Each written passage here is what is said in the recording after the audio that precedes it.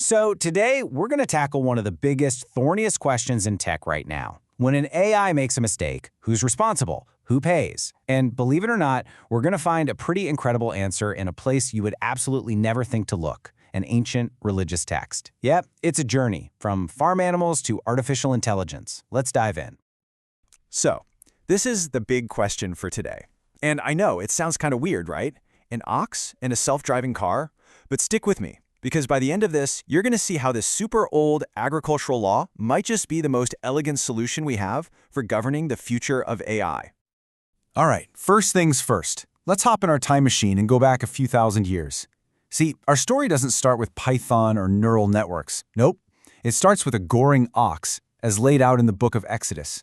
And this is where we find a really brilliant legal distinction that all hinges on the animal's past behavior. Okay, so on one hand, you've got what's called a shore tom. You can think of this as an innocent ox.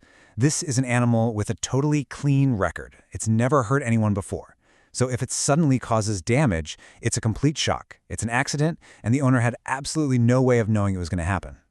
But then you have the complete opposite, the shore muad, or the forewarned ox. This guy is a known troublemaker, a repeat offender. It has a track record of being dangerous, the owner has been told about it, and they still didn't do anything to restrain it.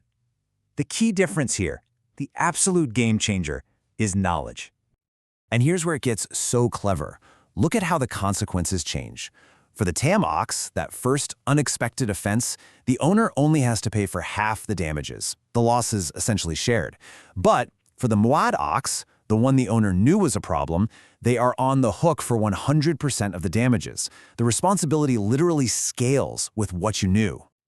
Okay, let's fast forward back to today. We're obviously not dealing with Oxen in Silicon Valley. We're dealing with incredibly complex algorithms. But just like Oxen, these systems can sometimes act in unpredictable ways. And when they do, the harm they cause is very, very real. And this isn't science fiction, right? This is happening now. We see self-driving cars getting into accidents, hiring algorithms that are found to be biased against certain groups, medical AI that gets a diagnosis wrong, or a trading bot that loses a fortune. These things have serious, life-altering consequences. And all of this leads to a massive legal headache. So who's to blame? Is it the programmer who wrote the original code? Is it the company that used the AI? Maybe it's the person who owned it. Right now, it's just this huge legal gray area, and nobody really knows the answer. Now, you might be thinking, don't we have laws for this kind of thing already? And sort of, but they're a really awkward fit. Trying to prove a developer was negligent is almost impossible when the AI's decision-making process is a total black box. And treating a constantly learning algorithm like a faulty toaster oven under product liability law, well, it just doesn't work. So, this is the moment. How on earth do we connect these two wildly different worlds? Well, this is where that ancient law of the ox makes its grand and kind of surprising comeback. And there it is. Look at how clean that parallel is. It's almost a perfect one-to-one match. You can have a tam AI, an algorithm that causes some kind of new, unforeseen harm for the very first time.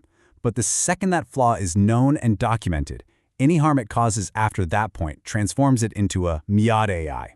The underlying principle is identical. So let's walk through what this new model would actually look like in practice. Step 1, an AI has its first surprise failure, a tam AI moment. The developer or owner pays limited damages, maybe half. This encourages innovation. It means one single unforeseeable bug doesn't bankrupt a company. But step 2, once that AI becomes muad, once the problem is known, the liability jumps to 100%.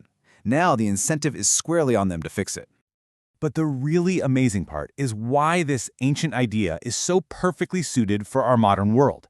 It's not just a clever analogy. As it turns out, it lines up perfectly with cutting-edge ideas in law, economics, and even fundamental physics. It all starts with a modern legal idea called the least cost avoider principle. It sounds complicated, but the concept is super simple. The responsibility for preventing a problem should fall on whoever can do it the easiest and the cheapest. And this isn't just a random theory. Giants of legal theory, like Judge Richard Posner, have shown how laws often naturally evolve toward the most efficient solution, the one that minimizes the total cost to everyone, both the cost of accidents and the cost of preventing them. And that's exactly what the tam/muad model does. It's incredibly efficient. Think about it. After that first tam incident, Who is the least cost avoider? Who's in the best position to fix the problem? It's the developer, of course. They're the only ones who can go into the code and patch the bug. By hitting them with the threat of full liability, the law gives them a massive financial incentive to do just that. But here's where things get really mind-bending. This idea of finding the most efficient path, it isn't just a human invention for law or economics. It's actually a fundamental law of the universe, explained by something in physics called the principle of least action. This is just a beautiful parallel. In physics, the principle of least action basically says that light, energy, everything will always take the most efficient path between 2 points. It's the path of least resistance. And in a way, this ancient law does the exact same thing for society. It creates a system that naturally guides us toward the path of least overall harm and cost. It perfectly balances fairness for the victim with fairness for the innovator. It's almost like a blueprint for justice written into the fabric of the universe. So, let's put a bow on this.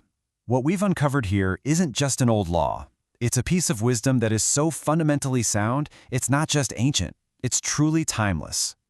So when you boil it all down, why is this 2,000-year-old idea so powerful? Because it just checks all the boxes. It's fair. It makes a common-sense distinction between a freak accident and actual negligence.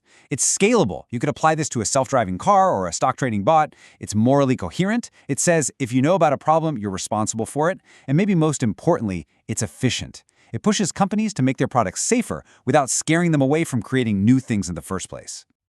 And that kind of leaves us with a pretty big final thought. We just found a potential solution to one of the most futuristic problems we face, and it was hiding in a text from the ancient world.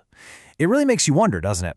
What other brilliant, elegant solutions for the future might we have already forgotten, just waiting for us in the past?